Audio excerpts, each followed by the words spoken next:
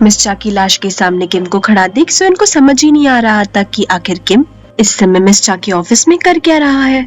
किम के हाथों में मिस चा का खून लगा देख सोयन के हाथ कांपने लगते हैं। पर तभी योहान सोयुन से कहता है कि वो लोग मिस चा से कुछ सवालों के जवाब लेने आए थे, पर जब वो लोग यहाँ पहुँचे तो उन्होंने देखा कि यहाँ पर मिस चा की लाश पड़ी हुई है। योहान सोयुन की आंखों में आंखें डालकर ये भी कहता है, तो क्या तुम हमें अरेस्ट करोगी? तो सोयुन रोते हुए ना कहती है। किम सोयुन को सारी बातें समझाने की कोशिश भी करता है, पर सोयुन कोई बात सुनने के लिए तैयार ही नहीं थी। योहान भी मौके का फायदा उठाते हुए किम को सोयुन से दूर ले जाता है ताकि वो दोनों मिस चा की सुसाइड के झमेले से दूर रह सके। किम और योहान के क्राइम सीन से बाहर जाने के बाद सोयुन पुलिस बैकअप टीम को कॉल करके बताती है कि मिस चा ने सुसाइड कर लिया है। सोयुन बैकअप टीम के आने से पहले किम के सारे फिंगरप्रिंट्स क्राइम सीन से हटा देती है ताकि किसी को भी किम और योहान पर शक ना हो। सोयुन को ये काम करते वक्त बहुत तकलीफ हो रही थी, पर वो क्या करती, आखिर उसके ईमान ने प्यार के सामने घुटने जो टेक दिए थे। दूसरी तरफ प्रेसिडेंट हियो को जैसे ही पता चलता है कि मिस चा ने खुदकुशी कर ली है, वो पैनिक होकर अपने किसी आदमी को मिस चा के ऑफिस में भेजते ताकि मिस चा के पास एसआरएफ के खिलाफ जितने भी सबूत थे उन सबको इकट्ठा कर सके। घर पहुंचने के बाद योहान किम को बताता है कि मिस चा के पास एसआरएफ के खिलाफ जितने भी सबूत थे अब वो प्रेसिडेंट हियो के पास है, तो अब उन दोनों को मिलकर अपने नेक्स्ट प्लान पर फोकस करना चाहिए। दूसरी तरफ प्रेसिडेंट हियो अपनी पावर का इस्तेमाल करके मिस चा के पास जितने भी एसआरएफ के खिलाफ सबूत थे सबको पाने में कामयाब हो जाते हैं। हैरानी की बात तो ये थी कि मिस चा ने वो सारे सबूत उस सिगार में छुपा रखे थे जिसे उन्होंने मरने से पहले स्मोक किया था। मतलब अगर किम और योहान थोड़ा दिमाग लगाते तो शायद सबूत उन्हें मिल जाते। अगले दिन किम जब सोयुन से माफी मांगने जाता है तो सोयुन किम को जोर से थप्पड़ मारती है और किम से ये भी कहती है कि तुम्हारे लिए, सिर्फ और सिर्फ तुम्हारे लिए मैंने पहली बार किसी सबूत को मिटाया है। सोयुन की बात सुनने के बाद किम उससे माफी मांगता है, पर सोयुन ना चाहते हुए भी किम से कहती कि अगली बार से मुझे अपनी शक्ल मत दिखाना। किम से मिलने के बाद सोयुन योहान से मिलने जाती है और उससे कहती है कि तुम जो कुछ भी कर रहे हो उसे जल्दी बंद कर दो, वरना मैं तुम्हें अरेस्ट कर लूंगी। योहान सोयुन की इस बात पर ज्यादा ध्यान नहीं देता तो सोयुन रोते हुए योहान से कहने लगती है कि किम को अकेला छोड़ दो, पर योहान सोयुन की बातों को इग्नोर करते हुए वहाँ से चला जाता है। घर पहुंचकर योहान किम से कहता है कि सोयुन ने उसे अरेस्ट करने की धमकी दी है। साथ ही साथ योहान किम को ये भी बताता है कि अगर किम दुनिया को बचाना चाहता है तो उसे सोयुन को पीछे छोड़ना होगा, क्योंकि अगर किम की लाइफ में सोयुन रही तो किम का फोकस दुनिया को बचाने से ज्यादा सोयुन पर होगा। योहान की बातें सुनने के बाद किम योहान से कहता है 제게는 수연이가 세상입니다। इतना कहकर किम योहान के घर से गुस्से में चला जाता है। योहान का घर हमेशा के लिए छोड़ते जाते वक्त किम को भी उतना ही दुख हो रहा था जितना कि योहान को हो रहा था, पर किम के लिए सोयुन से बढ़कर इस दुनिया में कुछ भी नहीं था, फिर चाहे वो योहान हो या एलिया या ये पूरी दुनिया। घर के बाहर खड़े रहकर किम योहान और एलिया की खुशियों के लिए प्रार्थना भी करता है। एलिया को जब पता चलता है कि किम घर छोड़ के जा चुका है तो वो योहान से जाकर लड़ने लगती है कि आखिर योहान ने किम को जाने से क्यों नहीं रोका।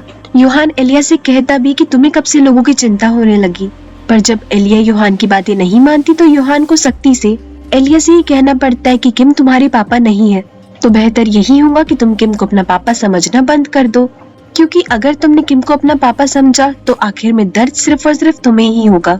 योहान की इन बातों से एलिया को बहुत ठेस पहुंचती है और वो रोते हुए अपने कमरे में चली जाती है।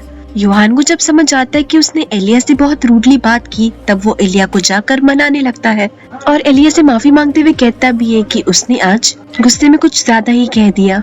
योहान की माफी सुनने के बाद एलिया रोते हुए योहान से कहती है कि तुम्हें मेरी इतनी परवाह कब से होने लगी, बेहतर यही होगा कि तुम मेरे कमरे के सामने से चले जाओ। एलिया को रोते देख योहान की आंखें भी नम हो जाती है। आखिर किम के घर से जाने का दुख योहान को भी तो था। योहान भले ही एलिया को मना कर रहा था कि वो किम में अपने पापा को ना देखे, पर कहीं ना कहीं योहान खुद आइजैक को किम में ढूंढ रहा था। दूसरी तरफ सियोना, प्रेसिडेंट हियो, चेयरमैन सियो और चेयरमैन पाक मिस चा की मौत का जश्न मना रहे थे, क्योंकि मिस चा के इस दुनिया को छोड़ के चले जाने से उनके रास्ते का सबसे बड़ा कांटा जो हट गया था।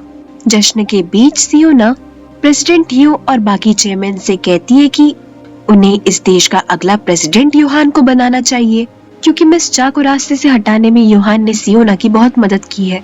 सियोना की ये बात सुनते ही प्रेसिडेंट हियो चौंक जाते हैं और सियोना से बदतमीजी करते हुए ये भी कहते हैं कि तुम क्या योहान के साथ सो चुकी हो। जो उसकी इतनी तरफदारी कर रही हो। सियोना प्रेसिडेंट हियो से कहती भी कि उन्हें अपनी हद में रहना चाहिए, पर प्रेसिडेंट हियो सियोना को समझाते हुए कहते हैं कि तुम जिस यूहान की इतनी तरफदारी कर रही हो वो यूहान तुम्हारी पीठ में चूल्हा घोंप रहा है। प्रेसिडेंट हियो की इस बात पर सियोना उनसे कहती कि आप कहना क्या चाहते हो, साफ साफ कहो। तो प्रेसिडेंट हियो सियोना को बताते हैं कि मरने से कुछ घंटे पहले मिस चा उनके ऑफिस में आई थी और एसआरएफ के खिलाफ कुछ सबूत मांग रही थी। प्रेसिडेंट हियो सियोना को ये भी बताते कि ये सारे सबूत मिस चा यूहान के लिए इकट्ठा कर रही थी ताकि वो यूहान को ये सारे सबूत दे सके और यूहान इन सारे सबूतों को एसआरएफ के खिलाफ इस्तेमाल कर सके। अब जाहिर सी बात है, अगर एसआरएफ की करतूतों का भांडा फूटा तो सियोना अपने आप मुसीबतों में फंस जाएंगी। आखिर सियोना एसआरएफ की चेयरवुमन जो है। प्रेसिडेंट हियो की सारी बातें सुनने और समझने के बाद सियोना को समझ ही नहीं आ रहा था कि आखिर यूहान उसे इतना बड़ा धोखा कैसे दे सकता है।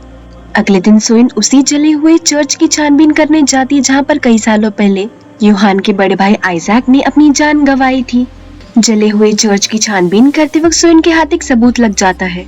चर्च के पास ही में एक बूढ़ी औरत रहती थी। सोइन उस बूढ़ी औरत के पास में जाती है और उस औरत से पूछती है कि क्या आप जुंग जोसेफ को जानते हो। जुंग जोसेफ नाम सुनते ही वो बूढ़ी औरत सोच में पड़ जाती है। जिस तरीके से सोइन उस बूढ़ी औरत से बात कर रही थी उससे हमें पता चलता है कि सोइन चर्च की आग के सिलसिले में कई बार उस बूढ़ी औरत से पूछताछ कर चुकी है। सीन वहीं पर कट हो जाता है और दूसरी तरफ यूहान का जासूस उसे बताता है कि प्रेसिडेंट हियो का चमचा यानी कि वो गुंडा अब फरार हो चुका है और इसमें प्रेसिडेंट हियो का ये हाथ है। यूहान को जैसे ये बात पता चलती है वो समझ जाता है कि प्रेसिडेंट हियो कुछ बड़ा प्लान कर रही है। दूसरी तरफ जस्टिसमैन एक प्रेस कॉन्फ्रेंस अरेंज करवाते हैं जिसमें कि वो सब रिपोर्टर्स के सामने ये कहते हैं कि यूहान का लाइफ जजमेंट शो एक धोखे से ज्यादा और कुछ नहीं है, क्योंकि दुनिया में किसी को भी इतनी आसानी से जस्टिस नहीं मिलता। जस्टिसमैन सभी रिपोर्टर्स के सामने ये भी कहते हैं कि लाइव कोर्टरूम शो की वजह से उनकी कंट्री एक बहुत ही अलग दिशा में जा रही है जो कि इस देश के नागरिकों के लिए ठीक नहीं है। जस्टिसमैन सभी रिपोर्टर्स के सामने ये ऐलान करते कि अगर यूहान ने अपना लाइव कोर्टरूम शो बंद नहीं किया तो वो चीफ जस्टिस के पद से इस्तीफा दे देंगे। जस्टिसमैन के इस कदम से काफी लोग नाखुश थे और वो नाखुश लोग अपना गम एक प्रोटेस्ट के जरिए जाया भी करते हैं। प्रेस कॉन्फ्रेंस के बाद जस्टिसमैन को एक अनजान आदमी का कॉल आता है। वो आदमी अपने आप को यूहान का फैन बताता है और जस्टिसमैन को धमकी देते हुए कहता है कि अगर वो अभी घर नहीं पहुंचे तो वो आदमी जस्टिसमैन की फैमिली को नुकसान पहुंचाएगा। उस अनजान आदमी की ये धमकी सुनकर जस्टिसमैन डर जाते हैं और भागते हुए अपने घर पहुंचते हैं। पर जस्टिसमैन जैसे ही अपने घर के सामने आते हैं वो अनजान आदमी उन पर हमला कर देता है। पूरे शहर में ये खबर आग की तरह फैल जाती है कि यूहान के फैन ने जस्टिसमैन पर हमला किया। किम को जैसे ही बात पता चलती है वो जल्द से जल्द जस्टिसमैन के पास पहुंचने की कोशिश करता है। दूसरी तरफ प्रेसिडेंट हियो इस खबर का फायदा उठाने की कोशिश करते हैं और जनता को यूहान के खिलाफ भड़काने लगते हैं।